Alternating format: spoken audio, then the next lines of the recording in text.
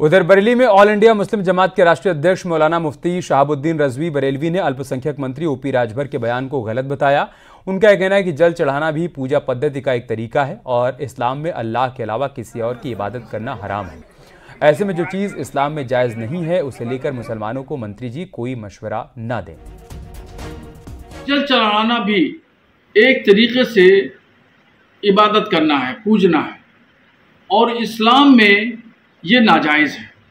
इसलिए उनको इस तरह के मशवरे नहीं देना चाहिए कि जो शख्स इसका मुतहम्मिल न हो और जो उस मज़हब में जिस मज़हब का वो मानने वाला है वो मज़हब उसकी इजाज़त न देता।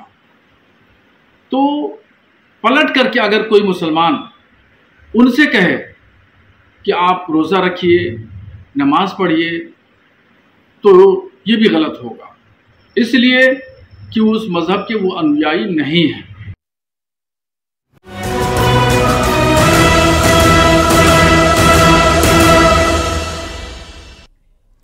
बात करते एक और बड़ी खबर की। नीट विवाद से जुड़ी एक बड़ी खबर है। सुप्रीम कोर्ट के आदेश के बाद कल देर शाम केंद्रीय शिक्षा मंत्री धर्मेंद्र प्रधान ने कहा कि एनटीए 2 दिनों के भीतर नीट यूजी 2024 का फाइनल रिजल्ट घोषित करेगा। इससे पहले सुप्रीम कोर्ट ने सुनवाई के दौरान यह आदेश दिया था कि नीट की परीक्षा दोबारा नहीं होगी। चीफ जस्टिस ने कहा कि पूरी परीक्षा में गड़बड़ी होने के पर्याप्त सबूत नहीं मिले। सुप्रीम कोर्ट के बेंच ने कहा कि अगर जांच के दौरान कोई दोषी पाया जाता है तो उसके खिलाफ कार्रवाई की जाएगी। ऐसी स्थिति में उसे एडमिशन नहीं मिलेगा। बड़ी बात है कि सुप्रीम कोर्ट ने नीट से जुड़ी 40 याचिकाओं पर सुनवाई पूरी कर ली और अंतिम फैसला सुरक्षित रख लिया। चीफ जस्टिस ने कहा कि कोर्ट पेपर लीक के ठोस सबूत के बिना री एग्जाम का फैसला नहीं दे सकता है। चीफ जस्टिस ने यह भी कहा कि हो सकता है कि सीबीआई जांच के बाद पूरी तस्वीर बदल जाए। इसके साथ ही फिजिक्स के एक सवाल के मामले में आईआईटी दिल्ली की रिपोर्ट को सही मानते हुए कोर्ट ने कहा कि विकल्प नंबर 4 को ही सही माना जाएगा। यह बेहद महत्वपूर्ण है, इसके कारण पूरी मेरिट लिस्ट पर फर्क पड़ेगा। कोर्ट की इस ऐतिहासिक जजमेंट के बाद फिर कहूंगा सत्यमेव जयते, सच कभी छुप नहीं सकता है। कुछ विषय मैंने कल पार्लियामेंट में कहा भी है। देश की शिक्षा व्यवस्था को सुधारने के लिए, विशेष करके नौजवानों की हितों को सुरक्षित करने के लिए किसने क्या किया है यह ऑन रिकॉर्ड है। हमने तो अपना हिसाब दिया कि हमने पब्लिक एग्जामिनेशन को शुचिता के साथ जोड़ने के लिए कानून भी लाया। जिन लोगों ने 2010 में कानून ला के वापस कर लिए उनको ही उत्तर देना पड़ेगा किसकी दबाव में आपने कानून ला के आप उसको वापस किए थे। विरोधी दल की भूमिका आज की सुप्रीम कोर्ट की जजमेंट के बाद भी स्पष्ट हुई। विशेष करके देश की नेता प्रतिपक्ष, लोकसभा में नेता प्रतिपक्ष काल तक जो रवैया अपनाए थे, देश की एग्जामिनेशन सिस्टम को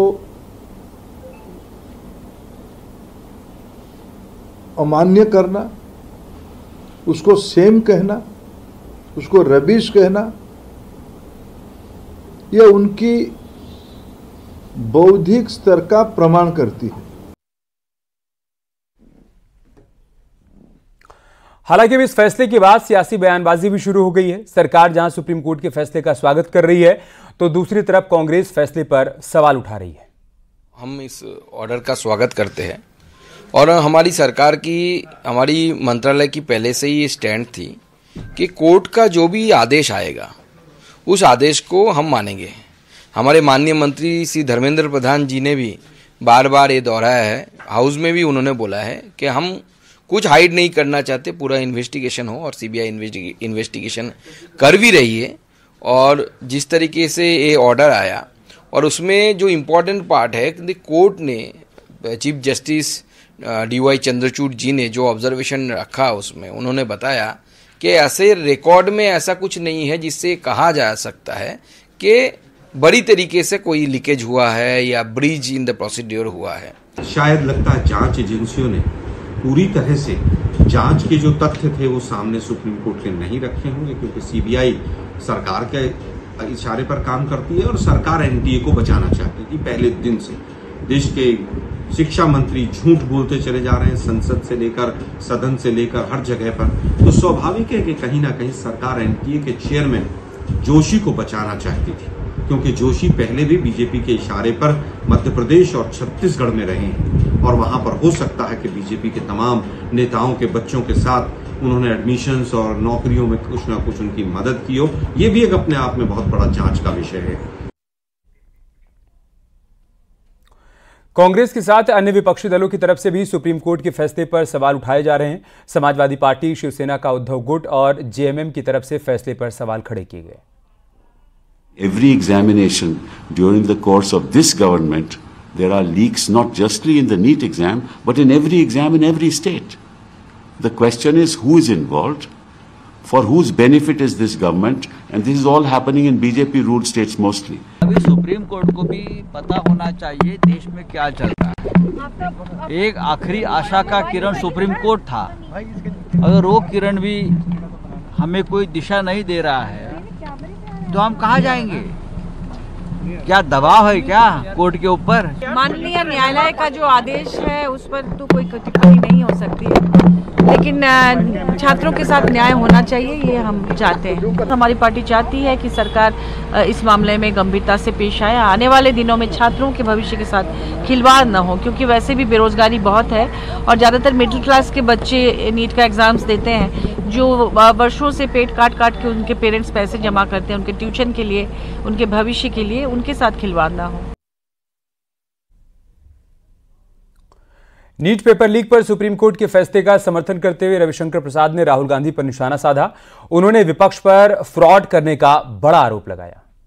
इस पूरे मामले में सीबीआई इंक्वायरी किसने ऑर्डर की? भारत सरकार ने की। ईमानदारी से जांच हो रही है, किसके प्रयास से हो रही है? भारत सरकार के प्रयास से हो रही है और सीबीआई ईमानदारी से जांच कर रही है। लोग पकड़े जा रहे हैं।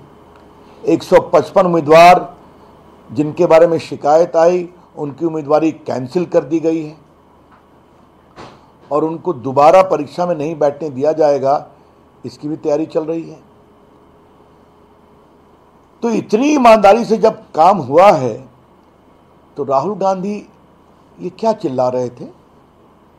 जो बार बार फ्रॉड और क्या क्या शब्दों का प्रयोग कर रहे थे, तो क्या भारत के परीक्षा की सैंक्टिटी को आप भारत ही नहीं दुनिया में बदनाम करना चाहते हैं? किरण रिजिजू ने राहुल गांधी पर नीट मामले में सियासत करने का आरोप लगाया, साथ ही विपक्ष के बेवजह हंगामा करने को गलत बताया। प्रतिपक्ष राहुल गांधी ने पूरे इंडिया का एग्जामिनेशन सिस्टम को फ्रॉड बताया। राहुल गांधी ने कहा कि पूरा देश का जो एग्जामिनेशन सिस्टम है वो धोखा है। ये बहुत बड़ा इंसल्ट है, क्योंकि हमारा देश में जितने आईएएस, आईपीएस, आईएफएस, जितना भी एलिट क्लास के कोई भी सर्विसेज हो या आईआईटी हो, आईआईएम हो, मेडिकल का जितना भी एग्जामिनेशन होता है, उसको फ्रॉड कहना ये देश के जनता और सिस्टम को एक तरीके से इंसल्ट किया है।